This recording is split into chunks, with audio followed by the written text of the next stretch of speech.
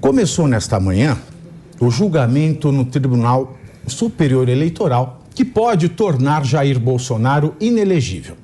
A sessão ficou restrita a manifestações dos advogados e do Ministério Público Eleitoral e será retomada com o voto do relator, o ministro Benedito Gonçalves, na próxima terça-feira.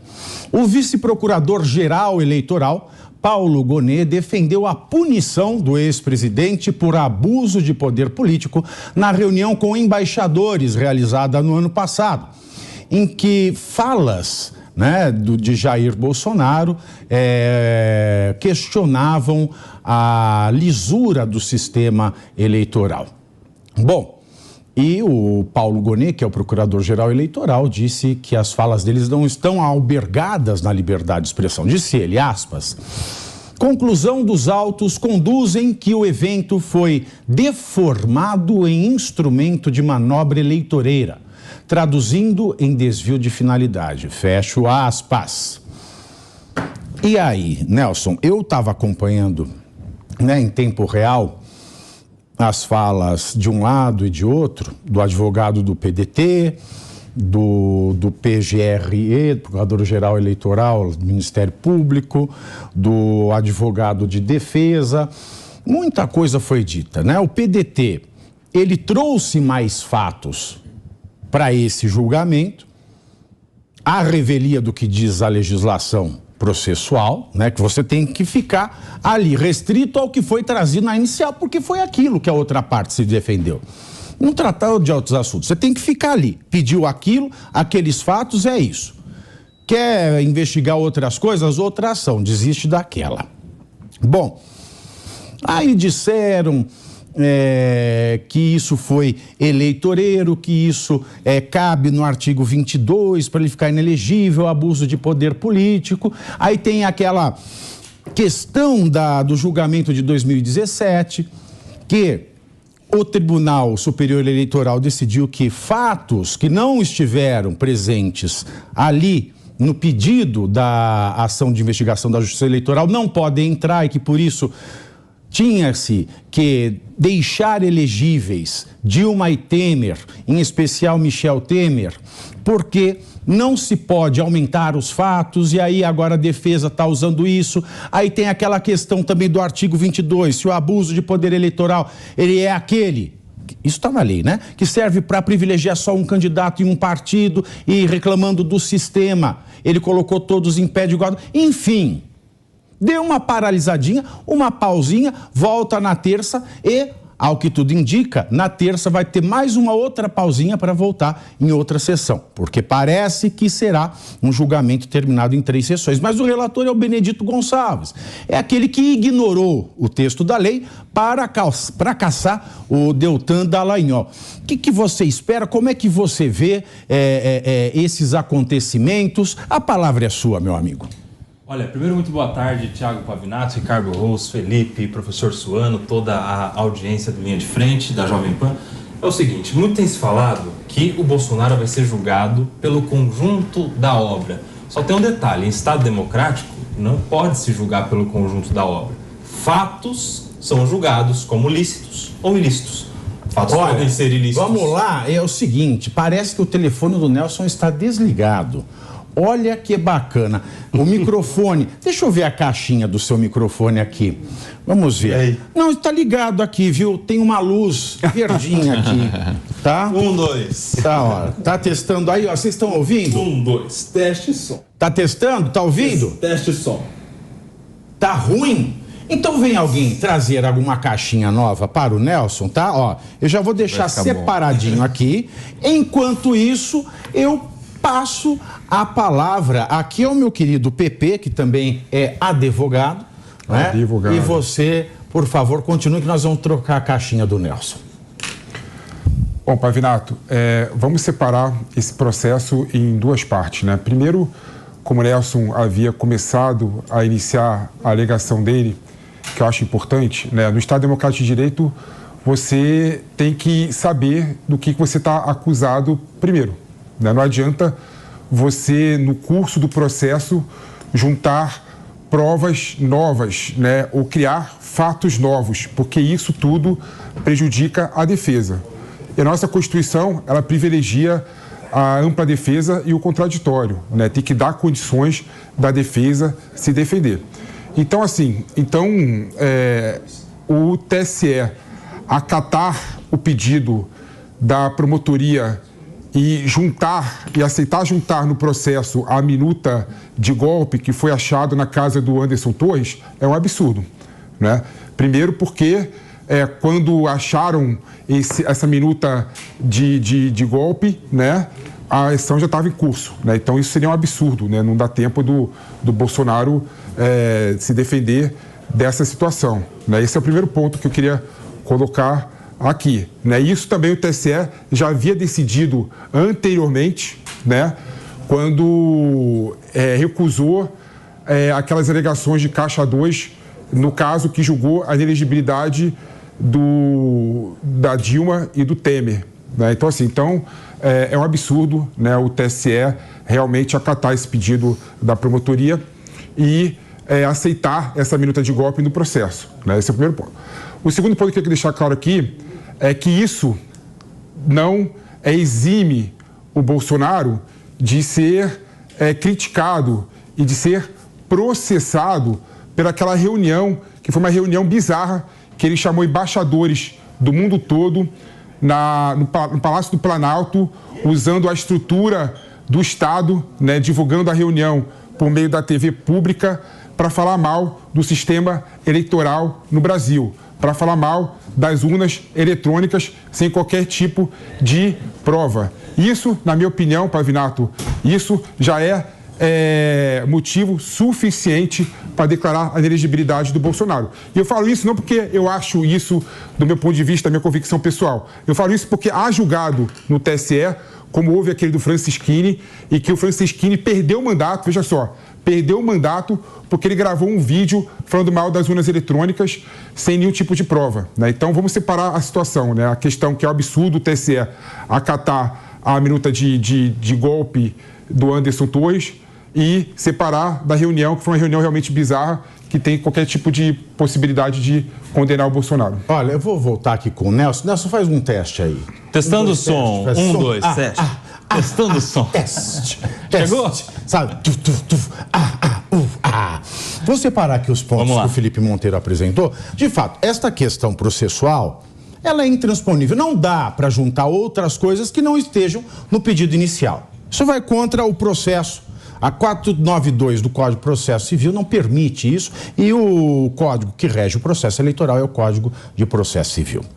Bom, isso posto, só por isso esta demanda não deveria ir adiante. Ou tem que ignorar todo esse outro contexto, tem que mandar desentranhar e voltar para o julgamento. Mas, né, tirando isso, de fato, eu concordo com o Felipe Monteiro que esta reunião foi ridícula, foi um nojo, não devia ter feito, mas fez. Mas eu discordo do resultado. Se fez com motivo eleitoreiro, como foi em pré-campanha, isso tinha que ser apenado com multa. Agora, se isso foi um crime de responsabilidade. E crime de responsabilidade, quem julga é o Congresso. Não empichou, perdeu a chance. Agora, a se basear no julgado que ele mencionou do deputado do Paraná, que perdeu o mandato por conta disso, isso quer dizer que, se um partido de direita, se é que existe no Brasil, protocolar também uma ação de investigação judicial, porque o presidente Lula recebeu o Maduro, e isso também é um crime de responsabilidade imenso, porque deu-lhe um beijo na boca e falou: você é um democrata e quem diz que não é vai ter que pedir desculpas. O Lula também vai ficar na mira de uma AIJ, né? Se algum partido, é claro, fizer como fez o PDT. Mas vamos às suas considerações, Nelson Kobayashi, agora lá pelado. Agora sim. Primeiro, muito boa tarde, Pavinato, Ricardo Rose, Felipe, professor Suano, toda a nossa audiência. Vamos lá, vamos por partes aqui. Em relação à questão processual, muito tem se falado que o Bolsonaro vai ser julgado pelo conjunto da obra, mas em Estado democrático Não se julga pelo conjunto da obra. No Estado democrático, há fatos que podem ser considerados fatos ilícitos ou lícitos. O fato, neste caso, seria essa reunião com os embaixadores. O que o tribunal precisa fazer é julgar se esta reunião, se aquelas palavras ditas são consideradas ilícitas ou não. Pode ser ilícito criminal, pode ser ilícito eleitoral, pode ser ilícito administrativo, a depender do caso. Agora, quando vem neste processo um emaranhado de provas novas, tudo que vem acontecendo vai se juntando nesse processo. Primeiro, a gente já tem uma afronta ao sistema processual como um todo. Segundo, a gente tem uma afronta à ampla defesa, porque a pessoa precisa saber desde o início sobre o que está sendo acusada. E aí, quando vem um documento novo, um fato novo, e que não estão intimamente ligados no anexo de causalidade com aquele fato inicial imputado, a gente tem aqui um completo desrespeito ao sistema de contraditório no nosso regime democrático. A lei até autoriza fatos novos, documentos novos, quando são documentos que são surgidos após, no trâmite do processo, mas que têm relação íntima àqueles fatos iniciais, o que não é o caso, por exemplo, nessa minuta do golpe que o Felipe vinha dizendo. Em relação ao mérito, será que o Bolsonaro, tendo dito aquelas palavras que disse aos embaixadores, cometeu um ilícito eleitoral, cometeu o tão famigerado abuso do poder político?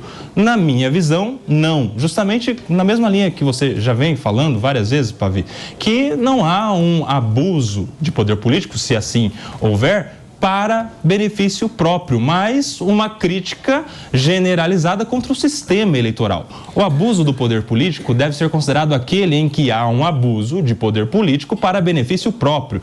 E todos os dias tem prefeitos, vereadores sendo julgados, denunciados por isso. Por exemplo, o cara está perto da eleição, ele faz lá uma inauguração de uma creche. E isso é um abuso do poder político, que o oponente dele não pode fazer. O cara que não está no governo não tem como fazer uma inauguração com dinheiro público para se beneficiar a si próprio, benefício próprio, com um ato como esse. Então não há abuso de poder político para benefício próprio, mas contra um sistema eleitoral que pode tanto beneficiá-lo quanto beneficiar o seu opositor ou qualquer que seja. Então, no meu ponto de vista, no mérito, não deveria ser acolhida essa pretensão do PDT e agora com opinião também no Ministério Público contra o presidente Bolsonaro. Agora, o Ricardo Roseja, o Paulo Gonet, que é o Procurador-Geral Eleitoral, ele é coautor, né, do curso de Direito Constitucional do ministro Gilmar Mendes.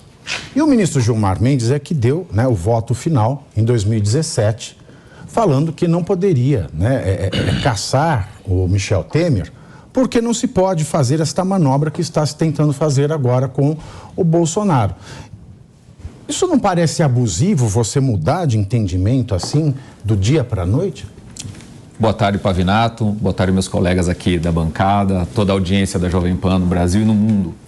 Esse julgamento do Bolsonaro, que foi suspenso hoje, vai ser retomado na semana que vem, é um julgamento político. É um julgamento político. Querem caçar o Bolsonaro de qualquer forma e, pelo meu entendimento, na minha opinião, isso deve acontecer nesse julgamento do TSE. Já foi dito aqui por diversos colegas com muita competência, inclusive, que juridicamente não haveria elementos sequer para processar o presidente da República, que quando ele cometeu, teoricamente, esse ilícito, concordo que foi uma idiotice da minha parte, não tem cabimento algum aquela reunião com os embaixadores para falar das urnas eletrônicas, não se configurou um crime eleitoral. E se ele era presidente da República, quem deveria julgá-lo seria, se fosse o caso, o Congresso Nacional, passou o tempo, não fez.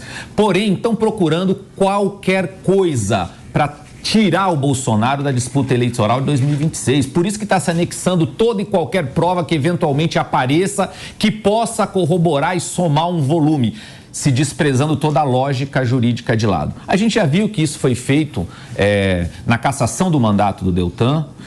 Agora deve acontecer com o Bolsonaro, quem sabe um pouco mais à frente até com o Sérgio Moro, e aí a gente já limpou todos aqueles que caçaram corruptos, colocaram pessoas aí que inclusive devolveram dinheiro aos cofres públicos na cadeia. Eu acho que é um julgamento político, infelizmente, Pavinato, Bolsonaro está sendo processado no TSE e vai ser, na minha opinião, se tornar inelegível para 2026 para tirar esse player do jogo político, infelizmente.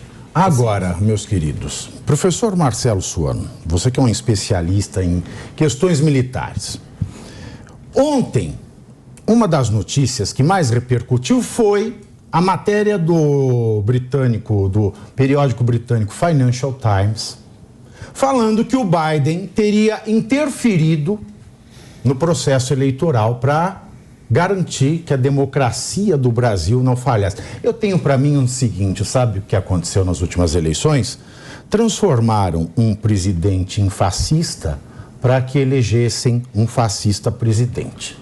Eu não tiro isso da minha cabeça. Agora, se a Casa Branca confirma, seria o caso de nós termos uma ação de investigação na Justiça Eleitoral pedindo a cassação da chapa Lula-Alckmin por abuso de poder econômico.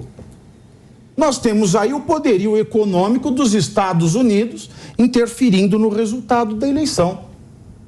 E aí? E agora? O que pode acontecer? Algum partido como o PDT vai ajuizar, vai a fundo nesta questão? Porque imagina, o candidato da direita vai ficar inelegível por abuso de poder político. E o candidato da esquerda eleito pode ser cassado e ficar inelegível por abuso de poder econômico. E agora, quem poderá nos defender? Inicialmente, boa tarde, Pavinato, boa tarde, o Felipe, Ricardo, Nelson, boa tarde a toda a equipe maravilhosa da Jovem Pan e a todo esse público fantástico que nos acompanha. Pavinato, são muitos elementos. Eu vou começar, então, apenas tentar apresentar uma reflexão sobre este elemento da participação dos Estados Unidos, se porventura se confirmar. Financial Times, ele apresentou uma argumentação, apresentou que há elementos de que o Biden possa ter interferido nas eleições brasileiras. Se porventura isso se confirma, a interferência externa de qualquer Estado no processo eleitoral no Brasil invalidaria por si só, sem precisar colocar muitos outros elementos, a eleição que ocorreu. Mas dificilmente isso será verificado, dificilmente isso será comprovado. Por qual razão? Porque criará um problema no relacionamento entre os estados difícil de ser mensurado, mesmo porque aí nós teremos certamente uma intervenção dos Estados Unidos caso porventura os norte-americanos sejam colocados no baile, apesar desta acusação ter surgido. Agora, imagina que bonito o Lula na reunião do Foro de São Paulo falando, olha, eu estou aqui nós estamos aqui por conta da intervenção do imperialismo norte-americano. E vai começar lindo, logo aqui, né? Vai começar agora dia 29 a reunião do Foro de São Paulo e para o Lula é muito interessante. Por quê? Porque, segundo consta, os norte-americanos, eles são os imperialistas. Isso é uma tese que vem desde o início do século XX, do Lênin. O imperialismo é a etapa superior do capitalismo, foi se desdobrando até chegar no Fernando Henrique Cardoso, quando criou a teoria da dependência. E essa teoria da dependência associada, que ele trouxe esse elemento a mais. E essa tese é usada até hoje por todos aqueles que são de esquerda na América Latina para dizer que a classe social mais alta, os empreendedores ou os empresários, eles estão associados com o império americano ou com o império capitalista das grandes potências para explorar o seu povo. Ou seja, se o Lula admite ou se ficar comprovado, vai ser muito feio para ele, porque ele simplesmente está dizendo que ele sim é um instrumento do império. Eu gostaria que ele explicasse isso para o PCO, porque pelo menos parece que é o único partido de esquerda que, apesar de eu não gostar do que quer, tem coerência doutrinária, porque eles pregam a revolução e querem ir para a revolução a todo custo e não admitem participação nem conversinha com a alta burguesia, segundo fala o PCO. Mas tem também, eu gostaria só de concluir para falar sobre essa questão do que está sendo feito com o Bolsonaro. Eu já falei isso aqui algumas vezes, mas eu vou ter que reiterar. A questão sempre se passa, é muito curioso quando se vê buscar argumentos jurídicos para tentar dizer que o Estado Democrático de Direito está sendo preservado ou foi uma tentativa de afastar um fascista. Da minha perspectiva, não é isso. Sob a alegação falsa de defender a democracia, se estão jogando fora o Estado Democrático de Direito. Quando o Felipe trouxe aquele elemento, eu concordo com ele, por colocar uma minuta sob o argumento de que aquilo... E olha que coisa curiosa, o que está sendo dito é, não, fatos novos eu não posso trazer, porque juridicamente você não pode colocar outros fatos, porque você tem que julgar um fato específico. Mas você pode considerar provas novas que podem ser arroladas no processo. O problema é que tem uma subjetividade muito grande para definir o que é fato e o que é prova. Só que eles é que têm a interpretação. Ele diz, qualquer coisa que eu digo que é prova, sendo ou não prova, eu considero como tal, independentemente de ser um outro fato. E aí o que está sendo feito? Estão minando o Estado democrático de direito apenas para fazer um julgamento político e um julgamento que tem por intenção afastar a figura mais importante da direita, independentemente de se gostar ou não, do que eu gosto ou não gosto, não é isso que está. Porque estão querendo retirar do páreo um indivíduo que ainda pode catalisar os sentimentos da direita contra um projeto reacionário de retrocesso que veio com essa personalidade que hoje assume o poder. Que, para mim, eu não tenho preocupação em demonizá-lo, é apenas uma questão de perspectiva de história, perspectiva de sociedade e de liberdade.